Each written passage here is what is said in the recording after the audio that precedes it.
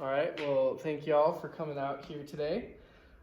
Today, I want to talk on just teach a little bit about human trafficking. And so, why this is important to me personally is because while I've worked at the Behavioral Health Crisis Center about a year ago, we actually were working with the FBI because there was a case of human trafficking with one of our clients. They were human trafficked as a young girl. And I didn't realize at that time that this is something that went on. I always thought this was either it didn't exist or it was in other smaller third world countries. But as I've continued to learn about it, I've realized just how big of a thing this is. Human trafficking is a global problem right now, affecting people of all ages, especially children. It's estimated that about 1 million people are trafficked each year globally, and about 20,000 and 50,000 are trafficked into the United States, which is one of the largest destinations for victims of the trafficking trade. And so those that are here today, you're either school teachers or you work in behavioral health. And so I just want to go over some signs, things that you can look for to know if someone's maybe a victim of this. And you don't have to share it if you don't feel like it. But would you indicate that if you have any kind of encounter with this before, so we can just show that it's not an isolated thing? Do you want verbal agreement? Or just show of hands. All right, about half. So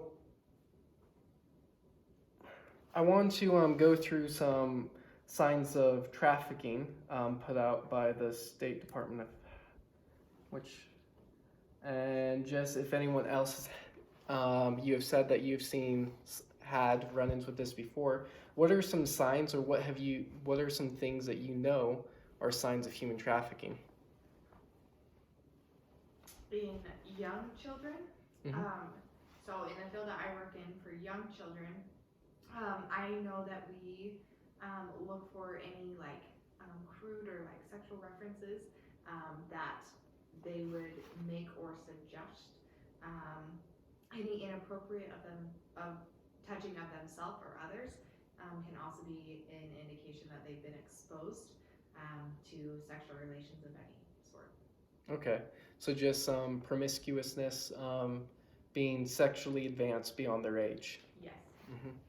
And here's some other signs that you can look for, or does anyone else have anything to share? I work with behavioral health, both with adults and teenagers, and I haven't had personal experiences with human trafficking, but with sexual abuse, that obviously goes hand in hand with human trafficking, and some of those same things apply. Just the sexual inappropriateness in a professional setting or beyond their age level or things of that nature, or if it's not an inappropriateness, it's a fear of maybe a particular gender. Like I had a client who does not trust women and does not want to be around women, doesn't respond well to women because of his history of sexual abuse. Mm-hmm. Thank you for sharing. A lot of the signs the things that I will be sharing is something more along the lines of what you might run into in more of a medical sense than a school sense, but it still just all applies. And so here are some signs that you should look for to identify possible human trafficking. Poor physical health. They appear malnourished, or signs of repeated exposure to harmful chemicals, or signs of physical and sexual abuse, physical restraint, confinement, or torture. A lot of their behaviors is also very indicative of this. Some of those behaviors would include they are not in control of their identification. So someone else always has their ID or their passport. They're not allowed or they're not able to speak for themselves. This is also a sign of domestic abuse. If the other person's like, oh, this is what happened, they always talk and they talk for them. Um, they are just claiming of just visiting the area. They're new to the area. Once again, this is more in the medical field. Like they show up to a medical facility and like, oh, I'm just visiting, or they're unable to clarify the address where they are staying, or they are unsure about their whereabouts. Loss of sense of time, inconsistencies in their stories, and their tattoos, their brands, or other markings.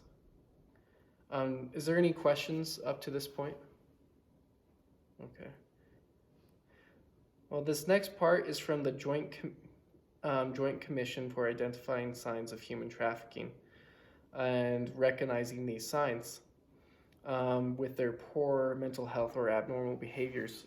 On top of those, they will have burns, fractures, bruises or contusions, respiratory and other infections, tuberculosis, sexually transmitted infections, HIV infections, pregnancy, abortion-related complication, abnormal vaginal discharge, chronic vaginal and cervical infection, and pelvic inflammatory disease. They will appear fearful, anxious, depressed, submission, tense, nervous, or paranoid. They will avoid eye contact, and they refuse to change. They might refuse to change clothing. They may even downplay what's going on. Like if they've got some kind of injury, they may downplay the seriousness of the injury. They act like it's no big deal. And once again, in the medical field, if they are going someplace, they will refuse future treatment beyond what they are receiving right then and there. So, as we mentioned earlier, this is a really big problem. A lot bigger problem in the United States than I ever thought it was. What are some ways that y'all think of that we could combat this? What are something that we can do to act? We've talked about these signs. What do we do now? I think one of the most important things is education. I think people that work in fields where they may come in contact with people that are victims of sex trafficking or human trafficking need to be trained specifically on those signs that you mentioned in the victims that they may be seeing, whether that's in a doctor's office, whether that's a nurse checking a patient, whether that is in the psychological field, a therapist, a teacher. I think that people that come in contact with children and adults, that they should be looking for those types of signs, whether domestically or otherwise. I think there should be training in place so that those signs are more easily notified or noticed, I guess. Mm-hmm. So education, make sure people are aware of this. I think, once again, I didn't know this was a problem until just a year ago. Any others suggestions? I think it's important to always remember too that like to not be afraid to speak up. Like once you have that knowledge and that education, that like we're all mandated reporters at the end of the day. Mm-hmm. I know a lot of people don't consider themselves that, but if you have like suspicions and like you're educated and aware of like you know what's going on, like report it. Mm-hmm. So you're a teacher, and so you're mandated to report any type of suspected abuse. Yeah. So just in this, once again, report it. Even if you're just out and about, you're at the gas station, you just see things and things just aren't feeling right. Don't be afraid to report something. The worst case scenario that it backfires is that they weren't and they can prove it. But always report. The U.S. Department of State has put out a list of 20 ways you can help fight human trafficking in 2020. And so I'm going to read a couple of these, and I'm going to make some resources available to everyone at the end here. And that first thing is what you said, is learn the indicators of human trafficking. And the second one is what you said. If you are in the United States and believe someone may be a victim of human trafficking, call the 24-hour the National Human Trafficking Hotline. And I will make this number available at the end as well, but that is 1-888-373-7888.